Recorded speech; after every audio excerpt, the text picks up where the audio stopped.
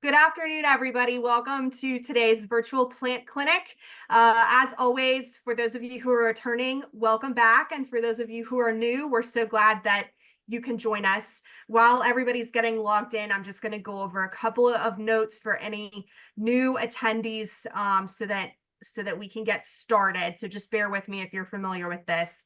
So this is this virtual plant clinic is a webinar. It's rather than a Zoom meeting format, so we can't actually see you or hear you. So if you have questions during this class, you'll type your questions into the Q&A box in your Zoom menu. I'll be watching for those, and David takes questions periodically throughout the class, so I'll be monitoring those and giving them to David when he's ready for questions.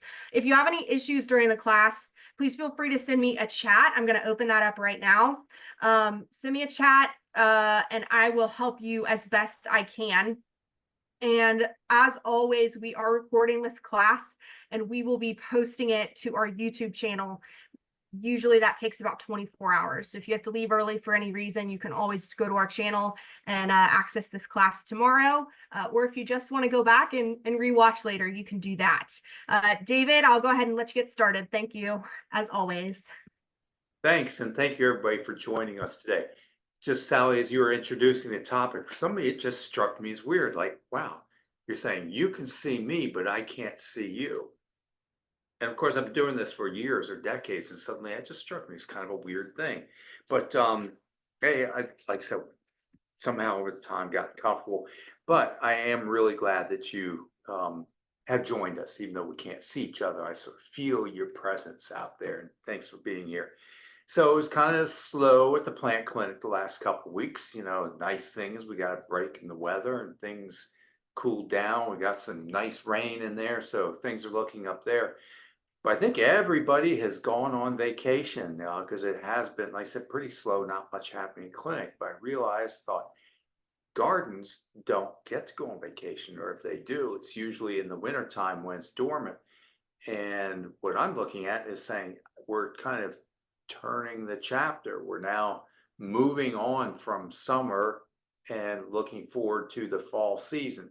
So with that in mind, I thought, hey, this is a perfect timing to talk to you about getting started with fall vegetables and herbs. So that's going to be our topic today. As Sally mentioned, please put your comments and questions in there.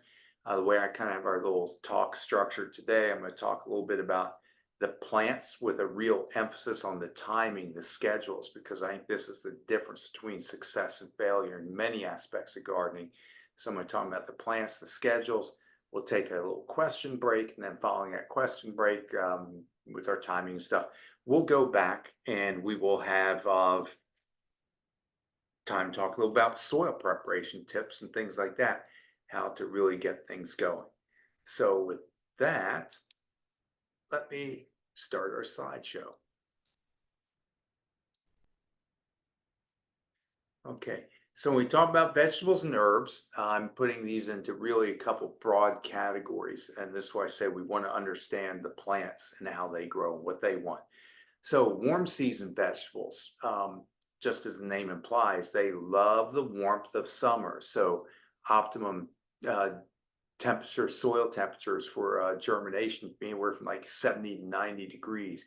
So these are the plants that flourish through the summer months: tomatoes, peppers, corn, beans, basil, okra.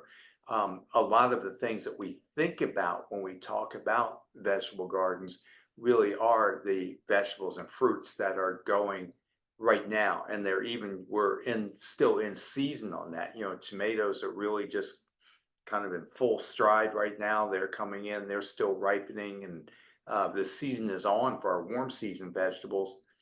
But as a gardener, we're always looking ahead and planning ahead. And I'm saying that even though it's summertime, if you want to grow cool season vegetables, which are really thriving more when those temperatures in that 50 to 75 degrees, we want to start making our plans for that now. So a lot of these are the broccoli, the cabbage, lettuce, peas, cilantro, parsley, and there's a big list, a lot of stuff that we can grow that fits within this category as well. So we start to see what's out there. Like I talking about, these are good examples of the warm season stuff. Uh, been pretty rough year. I know I pretty much had a real disappointing season. It's kind of like the way the weather patterns hit, and that really ridiculously hot, dry weather hit us in June and into July. Even plants that like the heat, it was just a bit much. And really the drought conditions make it difficult to keep up the watering. So a lot of people I have spoken to either just got kind of overwhelmed with it and they weren't keeping up with it, or when the water is irregular, tomatoes that are split and cracked. My own experiences, the cucumbers were just almost total failure. I had nice harvest a little bit early on, but then as soon as those temperatures jumped up, they kind of dropped off rapidly. So that's kind of my disappointing results this summer.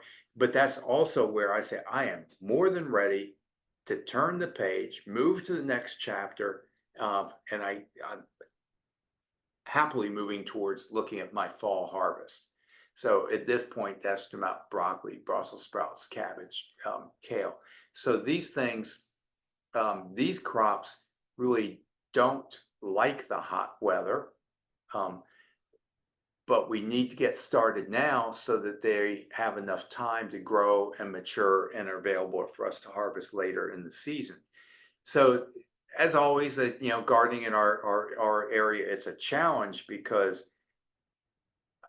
I'm putting plants out now in August, and I know that we can still have some of those 90 and 100-degree days, and I'm putting plants in that are happy in that 50 to 75-degree temperature. So what I really like to do is be able to somewhat control the environment and grow some of these either where they might get a little bit of light shade on them, or as you can see here, I grow stuff in containers where I can move that container back and forth. And I'll go to a little bit of an extreme just because I think it's fun and enjoyable, where I can sort of move those plants based on what the weather forecast and conditions are. So again, these are plants that would normally grow in a full sun environment, but they really can't take the heat. So I will put them in containers and sometimes move them back into partial shade to, of course, keep the heat off of them. Now, the other thing that I want to kind of emphasize on this is the ones that form a head on it, a bunch head, things like cabbage and cauliflower and Brussels sprouts, broccoli, because they have that longer growing season.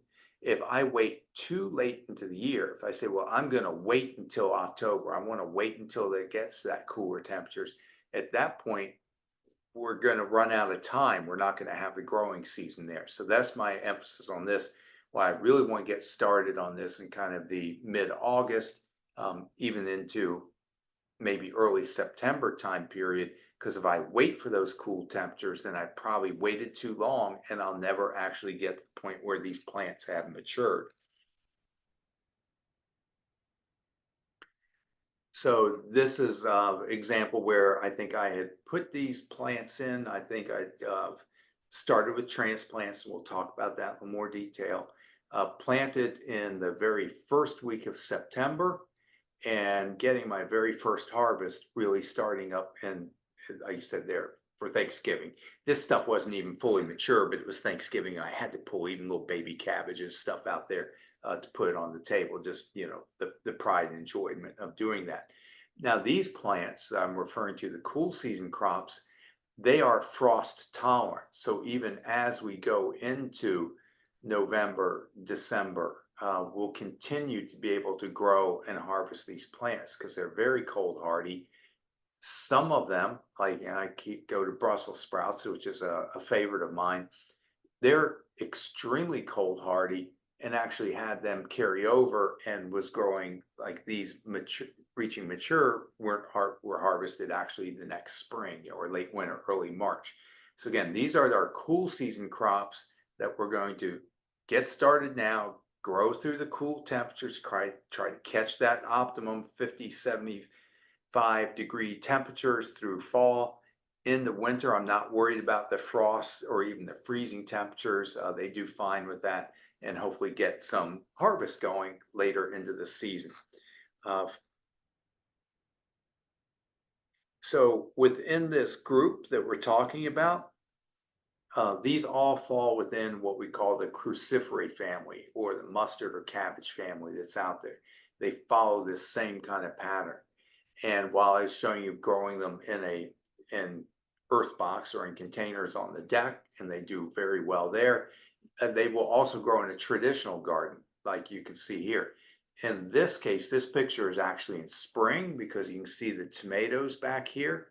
What we're trying to do here is capture that early spring season.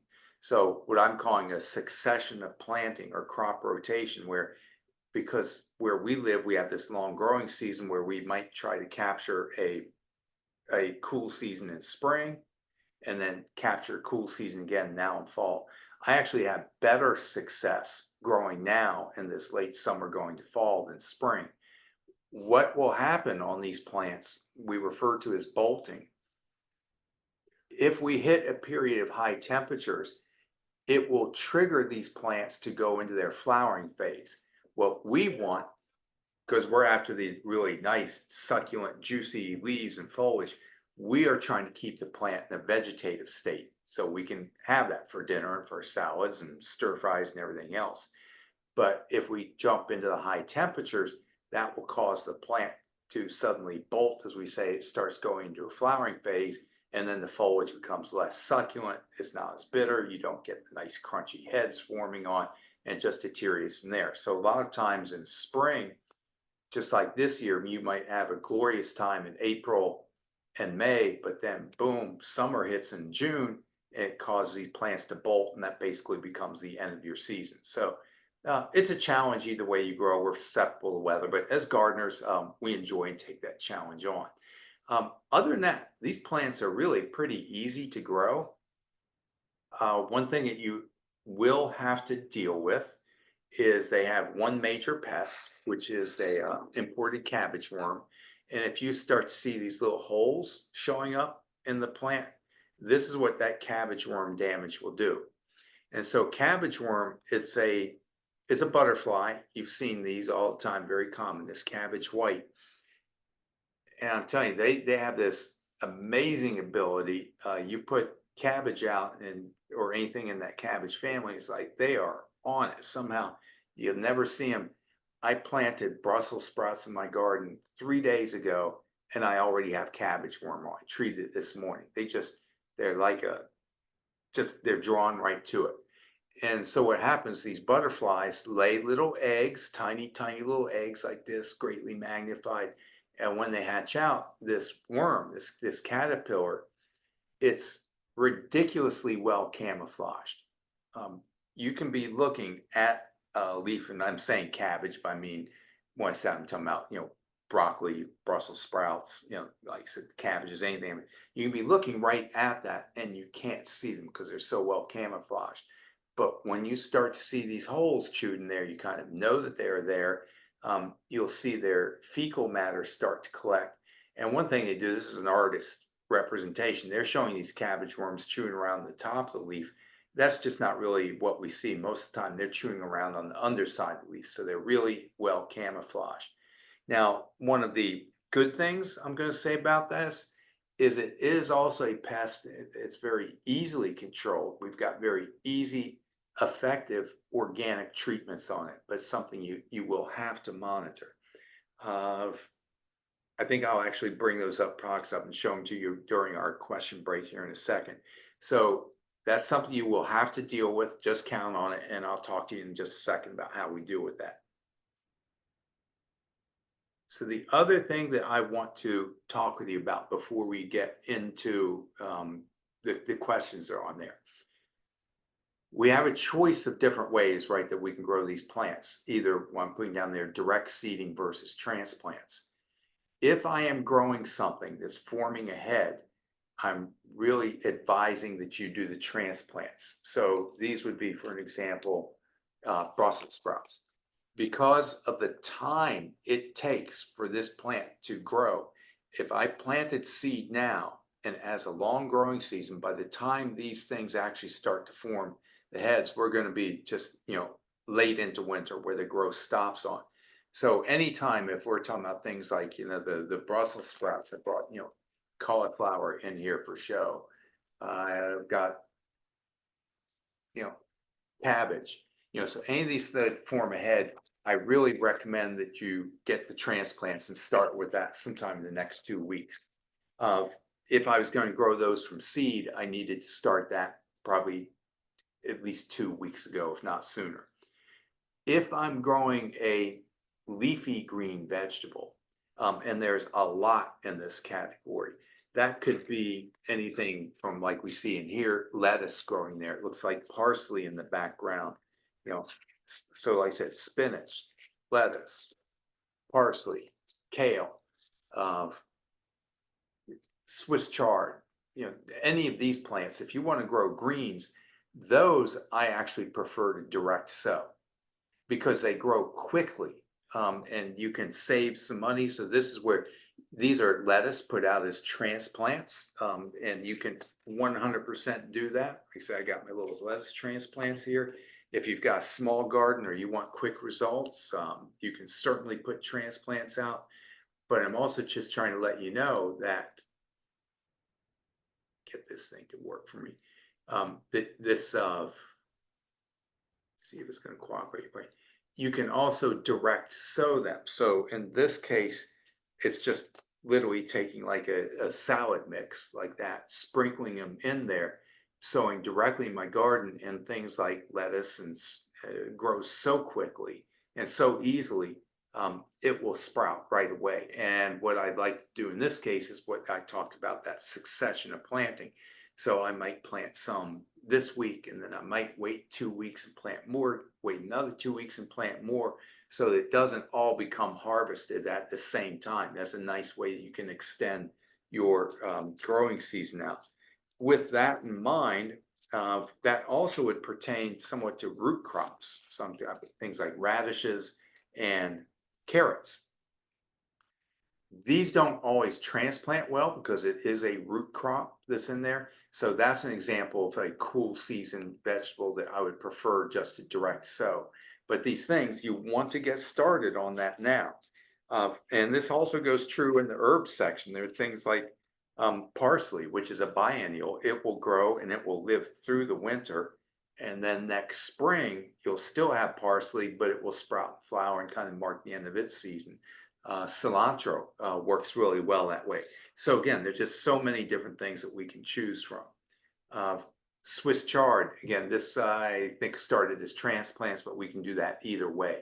And again, these things are easy. They'll take the frost, and I really encourage you to kind of go forward with that. So what I'm going to do is I'm going to see if we have any questions, any comments, sort of at this point in time. So Yeah. Sal, we got Yeah, any we've got a couple, discussion? and everybody, please feel free to submit your questions. We'll just take them until it's time to move on, and then we'll try and get through as many as we can. So right now we just have a couple. The first is, can you confirm that collards are a good cool season vegetable to plant? Yes, Okay. collards are cool season vegetable plant. I hesitated on that because I've never grown them. Okay. I like them. I think collards are a little more heat tolerant, so people are successful getting collards through the summer, but they are good candidates as a fall crop. Yes. Okay. Next is, did you grow your fall vegetables in containers? That's all I do. A lot of you know I'm in a little tiny townhouse garden with limited sunlight and everything. So yes, I'm doing it in the containers. Now, say before, when I lived on a big property and I had a big vegetable garden, I grew them just traditionally as row crops or in beds outside. So it's totally a matter of what your space constraints and what your goals are. You can do this either way. Okay, that's good. Next, I heard that potatoes are a cool season plant. Is that correct? No, potatoes, we start them when the soil is cool. So you might be planting potatoes in, let's say, March, even, March to maybe even early April, but they actually, you would harvest them kind of by usually August time period. So they're not a cool season plant. They're actually native to South America and they like warm temperatures. But probably the thing is, we plant them in the ground as tubers in the spring when the soil is cool, but that harvest is going to come in late summer. So Gotcha. trying to grow potatoes now, not going to work. Okay. Okay. That's all the questions we have for now. So we Good. can So the move on. other thing I wanted to follow up on with that cabbage worm and a lot of other pests. So this is an organic product that really I think we hit the shelf last year with it, maybe even 2 years ago. What happens? So there's two active ingredients here. There's insecticidal soap, which everybody knows about and has heard. Insecticidal soap is just that. It's a very mild soap. And when it hits the insect, when it contacts their skin, it disrupts their cell membranes and causes them basically to dry out and desiccate them. So that's a contact insecticide. Mixed with this is a microbial insecticide that's called spinosad. Spinosad was discovered probably 30 years ago. It's derived from a microorganism that naturally occurs in the soil, so completely natural, organic, harmless to people and pets. Very effective on caterpillars, very effective on, or quite effective on the larvae of beetles. And so what this happens is, this is a combination of the two where they've taken insecticidal soap and spinosad, put them together. It's just not as well known, even though it's been around for a while. But this is what I might become my go-to choice in the vegetable garden because it does a good job on everything from, I'm thinking like mites to beetles to especially like these cabbage worms that are in there. So it gives a broad spectrum of control. It has a residual life of maybe 5 to 7 days. So you kind of need to sort of constantly be inspecting your vegetables. So with me, it's always like a habit. I go out there. When I start to see the very first signs of damage, I do a little closer investigation. I pretty much know that I'm going to have to spray. So that might mean that you have to do it every week, every 2 weeks, every 3 weeks, something like that, just depending on the level of activity that's out there. I brought these two bottles in because sometimes we have this conversation. These are identical products. They're the same product, the same ingredients, the same concentration, the same price. And sometimes when I'm making recommendations out here, I'm trying to say, hey, don't worry about what color bottle, what label it's in. All that stuff is marketing. And I thought, hey, this might be a good opportunity to bring that up because what we end up doing as a retailer, based on what's available, one week I might have Captain Jack's on the shelf, but if that sells out or we're trouble resupplying, then I might have the one from Fertilome. If this sells out, I might go back to here. If they're both available, you might see both of them on the shelf that's there. So sometimes when I'm talking about products or product names, I'm always saying like, hey, don't get stuck on a particular brand or a Hey, particular name because that can change based on what's available. David, can you hold each of those close to the camera? I sent the name out in the chat for people who are interested, but we've had a few requests. Can you hold it up? It's the bottom's not cut. There we go. Okay, so that's insecticidal super soap. Right. And then the other one is called spinosad soap. Exactly. Sorry, yeah, just hold the lid. Yep. See, that's spinosad soap. So I sent that out in the chat, but for everybody who's interested, thank Right. you, So what's David. important is what's in the bottle, right? Not Yes. what's on the bottle. So if you come into the garden center, it's like, oh, but David showed one that had a red label on it. I'm trying to say, please don't let that confuse you. It happens. While I'm on the pest topic, then we'll move on. I brought Sluggo in with me to show. We can get.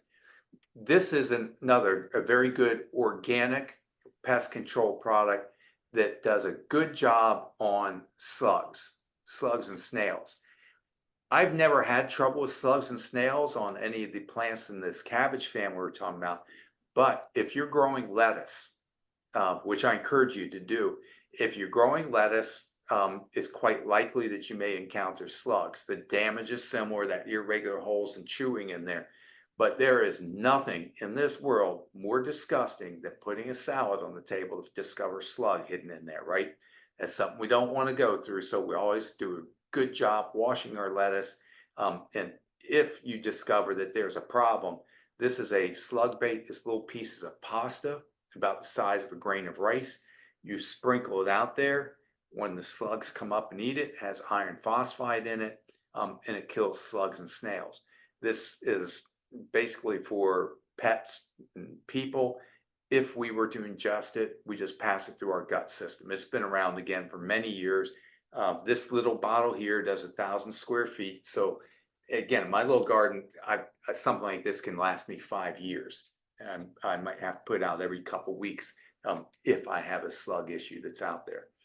So enough on pest control. Let's go back a little bit of gardening and say now, right. So the scheduling and how you start with seeds or transplants and all that, we really kind of delivered that message home. Now, the other part of this that I feel very strongly about is if you want to get good results, we've got to have good soil. And so when I say good soil, what that means is I've got a soil as the proper balance of nutrients. The nutrients are available. The physical properties of it, it has a structure that allows air and water to pass into it, while it also has a decent ability to hold and maintain some moisture in there for the plants. And that's also very dependent on having a good living soil biology, meaning you have the fungi, the bacteria, all the microorganisms that make this system work. So kind of reviewing what exactly that means. So if you look at a plant, plants, they need sun, water, and nutrients in a nutshell is what comes down to it. A lot of their nutrients, they're going to get like carbon, hydrogen, oxygen, they're going to get from the air, from the water, and so forth. But of the others, the nitrogen, phosphorus, potassium, when we say macronutrient, these are nutrients that the plant needs in large quantities.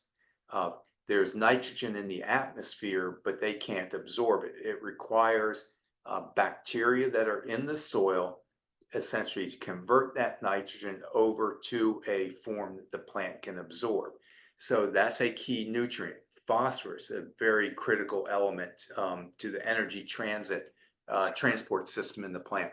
That again, it has to derive it and absorb it from the soil. Potassium. So these macronutrients are ones that the plant needs in relatively large quantities. A secondary one, magnesium, sulfur, calcium, they're just as critical, every bit as much important to having good, healthy plant growth, but they just don't need as much of them. So we'll talk about, you might see, they'll talk about blossom end rot, as that fruit's ripening, and you'll see this in squash and cucumbers and tomatoes, and as that fruit's ripening, if it doesn't have sufficient calcium during that process, some of that fruit just doesn't develop correctly, and you get those kind of rotten, dead pieces to it. Then we go over to what we call our micronutrients. Once again, they're absolutely critical. The plants need them as much as any others, but they're very, very small amounts. So the plants really need this collection of nutrients coming out of the soil so that they can grow and have the metabolize and develop in the way they should. Now, we don't know, I'm getting ahead of myself. So we don't know exactly what the nutrient content is our soil is, but also the other part of this is we have to make sure that those nutrients are available to the plant, that they're able to absorb it. So if you look, this is what we call the pH scale, relatively acidity, alkalinity, it's in here. So 7, if you draw a line right down here in the middle, that's kind of our neutral pH. If I move above that and I'm going up the scale, that's taking me alkaline. If I'm moving below that, right, that's taking me more acidic. So this kind of range, what we call slightly acidic, this 6.5 area, this is what we call kind of the sweet spot. If you look down this chart, we're trying to say, hey, I've got nitrogen readily available, phosphorus, potassium, sulfur, calcium, magnesium, iron. All these nutrients the plant needs are pretty much easily available to the plants at that point in time. If my soil moves down here and it becomes very acidic, let's pretend I have a pH of 5, what I'm showing is, hey, nitrogen, phosphorus, potassium, sulfur, calcium, magnesium, these different nutrients, these cations, are not readily available to the plant. They might be in the soil, but the plant can't absorb it. So two questions that we want to have is, hey, what nutrients are present? And are those nutrients even available to the plant? So most of the time we just do this kind of guesswork and looking at the plant, and that really serves us fine. But if you wanted to take this a step further, I'm really encouraging or promoting you to do a soil test. This is where you take a sample of soil, and I brought my a little kit in here to show you. This is where you can, if you live here locally, I should say. This is what they offer through Virginia Cooperative Extension. It's down at the university in Blacksburg. But there's just a little form that you fill out here. It's got your name, your address, your phone number, a couple questions about the crops and what you're growing. The backside tells you easy to follow instructions how to collect your soil sample, and then you put it in this little box, right? Which for me happens to be like glued shut, the one that I pulled there, right? So then you put little box, self-folding box. So you can take that soil sample, mail it down to Virginia Tech, and if you're an in-state resident, for $10, they'll run this test. They'll do an analysis of the nutrient content, the pH levels, even more details, and they will mail you back a result. They'll mail you back a response of what you need to do to optimize it. So this is you can see this is for a lawn. It's not really relevant to the vegetable gardens, but I picked this up because look at 4.6. This is like the worst soil test I think I've ever seen. That's an extremely acidic soil that's down there. And like we were talking about, that brings up the importance of this. Like, hey, you might have some nutrients level, but this is all keeping them in, you see, in this kind of medium and low range. But at that pH, our plants are still going to struggle. So when they get down here on, again, for this test, they're saying 250 pounds of lime per 1,000 square feet. That's what's going to be necessary to get this pH up into that 6.5 range. So again, I just thought, hey, if you're doing this, if you're into it, doing a soil test takes the guesswork out of it. It actually measures your nutrient content. It gives you a response back. If you're in state, you'll get this email back to you within about a week's time for $10. We hand them out at our plant clinic at all 3 stores, or you pick them up in any of the county libraries. If you're out of state, I think it costs you a little more. It's like $16, but it's still a great value. So that's what I'm saying about looking for the proper nutrients. And then we also want to make sure that we have good structure in there so that the air and water moves through there, and it also has good moisture holding capacity. To me, and there's a lot of good products out there, but the one that I really like to promote is Bumper Crop. Bumper Crop, you can see there, it's a certified organic soil conditioner. It's just composted organic matter. There's no actual soil. This is added to your soil. It's not in place of soil. So I will, like when I'm growing in pots and containers, I stir it in with potting mix. So I use our Merrifield potting mix, and then I stir some Bumper Crop into it. If I'm growing in the ground, I'll just stir Bumper Crop into there. And this is the list of what's in there. So what they've done, we've taken worm castings, lobster and crab shells, kelp meal, H-bark, dehydrated manure, sphagnum peat, compost cow manure, dolomitic lime. They put all this stuff blended in together in one bag. It also, you can't read because of the poor quality image, but it also has mycorrhizal fungi. So we're trying to get healthy soil biology, trying to get a higher nutrient content in there with these premium blends, and trying to build good physical structure in there. So I've tried a bunch of things, but feel like this is my sort of magic ingredient for a vegetable garden. But you should experiment because everybody has their own ideas and has different results. So one other thing before I go back to the questions, to me, garlic is like just the most wonderful thing that you can plant as a fall crop.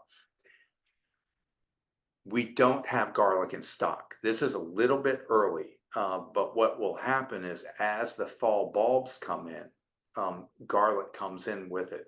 So I don't think I want to be planting garlic in August anyway, But as we get more towards late September, October, even early November, uh, garlic is like a super easy plant to grow.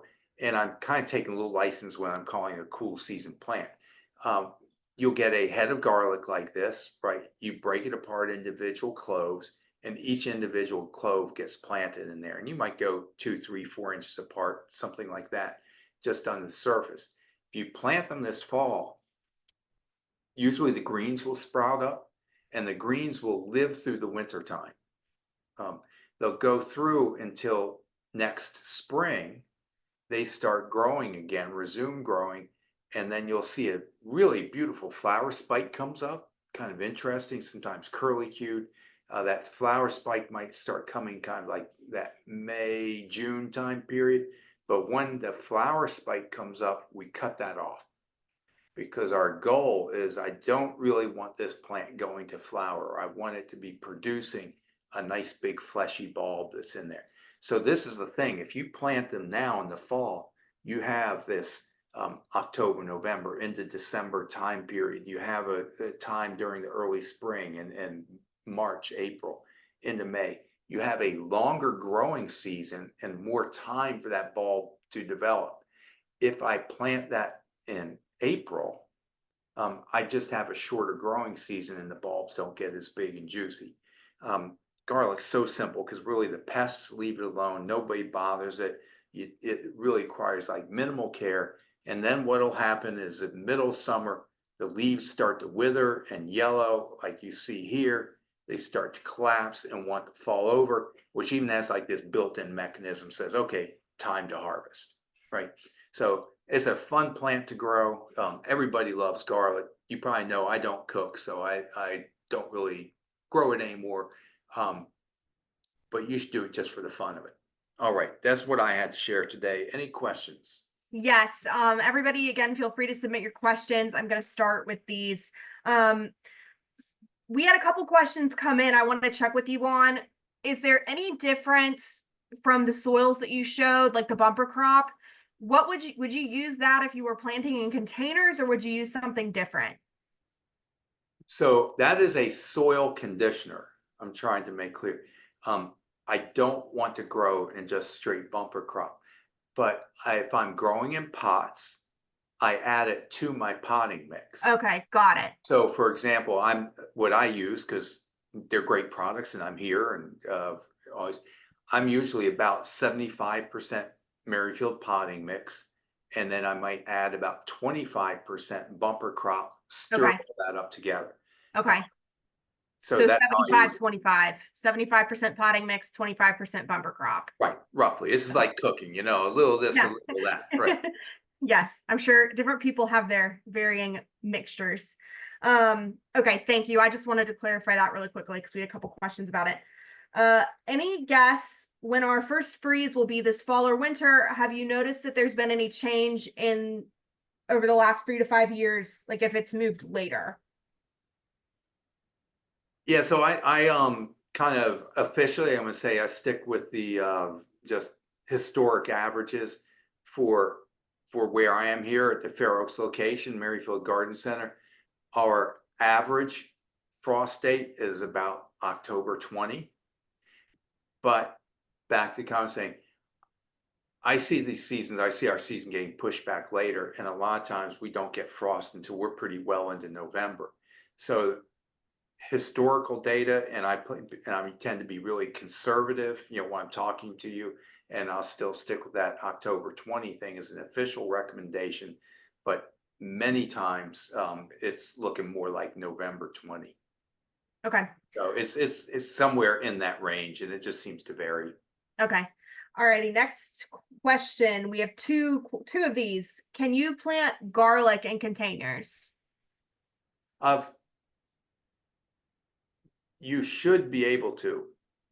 I have never succeeded at it though, and this is contrary to everything. Again, this is what's fun about gardening. Is I was talking to a group of new gardeners. I'm saying, don't let this stuff frustrate you. I mean, it's an opportunity to experiment. We learn from each other, and I had this brilliant idea of growing garlic in containers, and that garlic would also help me to deter the squirrels, was the plan. But the outcome of it was the squirrels dug up all my garlic and disposed of it, and they got the So better they of just dug it it. out and got it out of the way. Yeah, they're supposed to not like garlic, but somehow I got really awesome, tough Centerville squirrels. You can't fight them. They'll get you every time. Yeah, but you should be able to. As I long as just you don't haven't have been some able to very actually get there. enterprising squirrels that are going to come dig it up. Um, all right, next question. I have a specialty built garden, 4.5 feet, 8 by, okay, it looks like raised beds. So 8 by 12 feet. So it's big. I remove some soil and add bumper crop, I guess each season. But this year, okay, so this year, this person's watermelon didn't grow. Their plants didn't do well. So they don't have much lavender. The watermelon didn't grow to maturity. So the question is, do I need to replace all of that soil? Like, do you think the soil is an issue, or is there? No, you should never, unless it's a really, really extreme weird thing. I don't really believe in replacing the soil. Uh, when we're talking about adding compost to the soil, you should sort of constantly be feeding the soil, rejuvenating, Okay. renewing the soil that's in there. We can amend the soil, but we don't necessarily have to remove it and replace it. In a situation like we're talking about here, start out, get a soil test done. I mean, just instead of like, it takes a lot of the guesswork out of it. You'll get that results back, like I said, within a week time. It may, sometimes these soil test results come back and it says that's not the problem. You know, hey, your pH is good, your nutrient content is good, but that's useful information. That tells me, okay, it's not a nutritional process. And we kind of keep working through the sort of process of elimination. But no, I would not discard that soil. We may start making some amendments, and if you could start with the soil test, that's a really good way, because then we have some real information to base it on. Okay. All right. Well, we haven't had any more questions come in, y'all. We've got a couple more minutes. David, I do want to ask you, just while we're waiting to see if anyone else has any more questions, can you talk through, because I know we have, I think we got most of our fall vegetables in, like they're all in by later August. That's when we do our classes. If people are interested in getting started, what can they do now?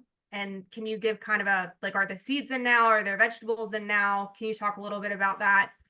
Right. So the plants that you see here just started coming in last week. I brought just as a little tease, like a little chrysanthemum, a little ornamental cabbage in. Oh, Just wow. The they chrysanthemums are in. today. Yeah. We are at the very beginning of that season of getting the actual transplants in, and we'll continue doing that.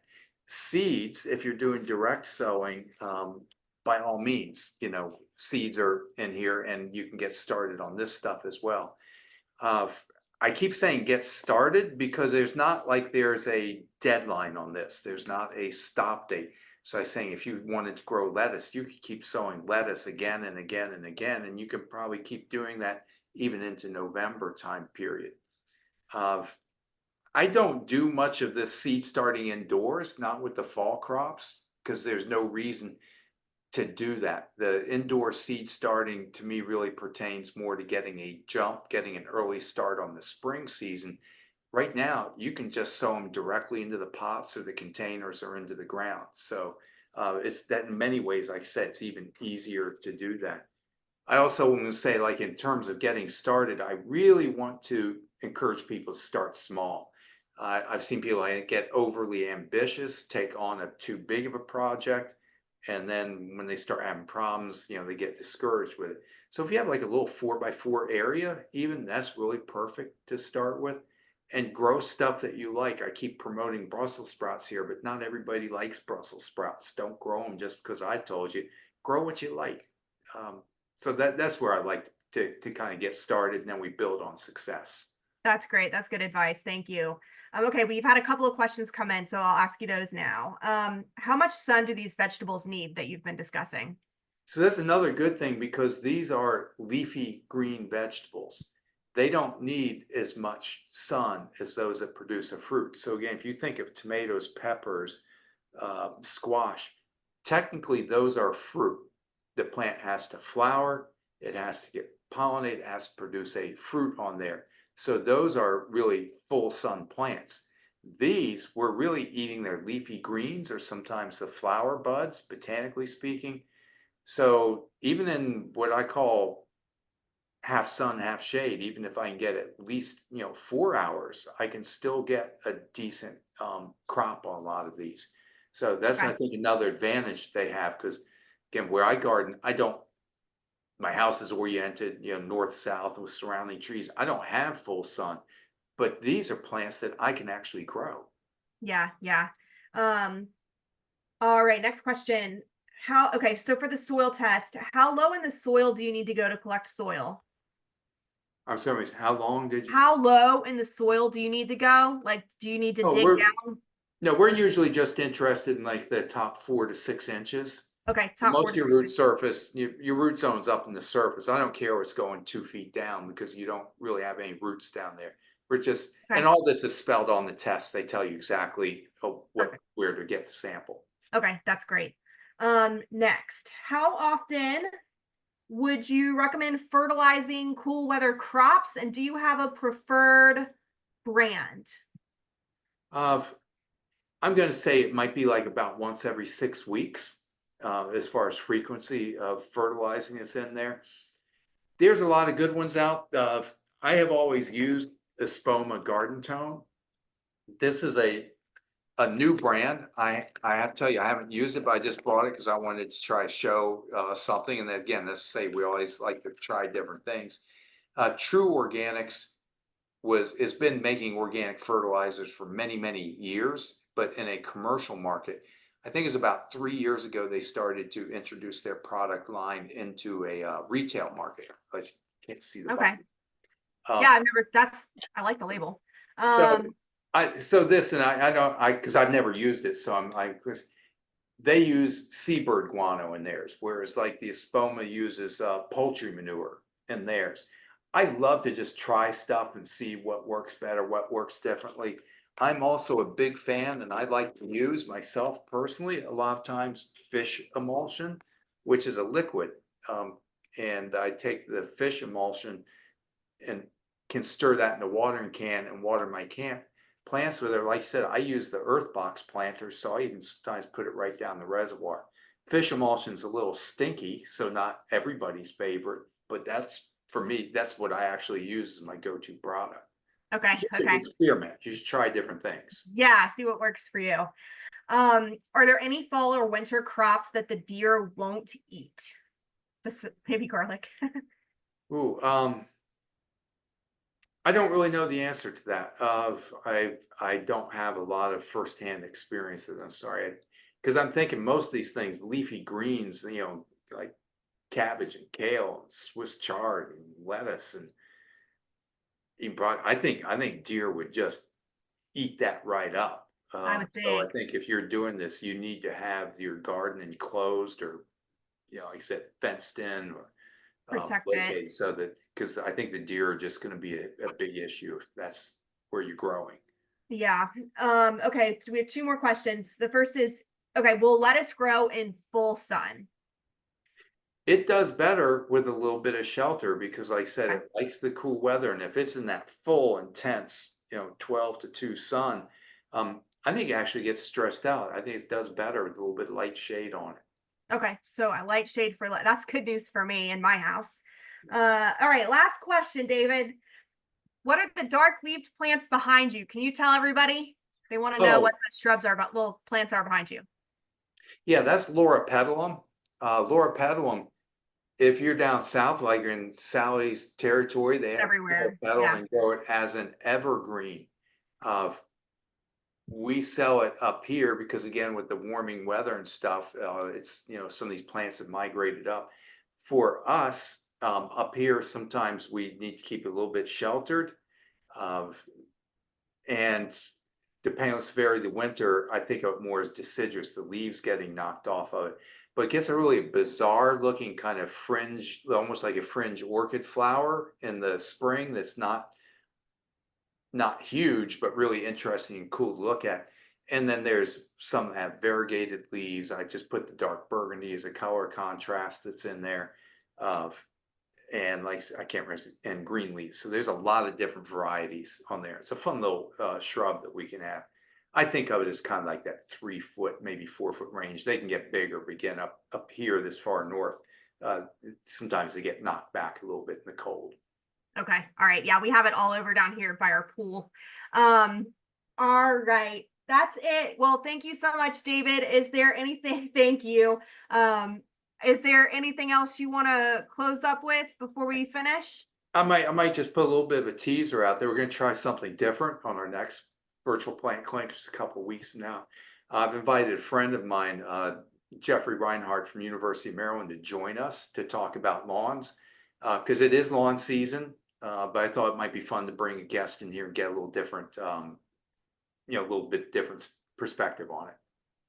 Okay, great. I'm typing out the name before we close for that shrub. We had a request for it. So, all right. Well, David, thank you so much. I am looking forward to having Jeff on for our next plant clinic.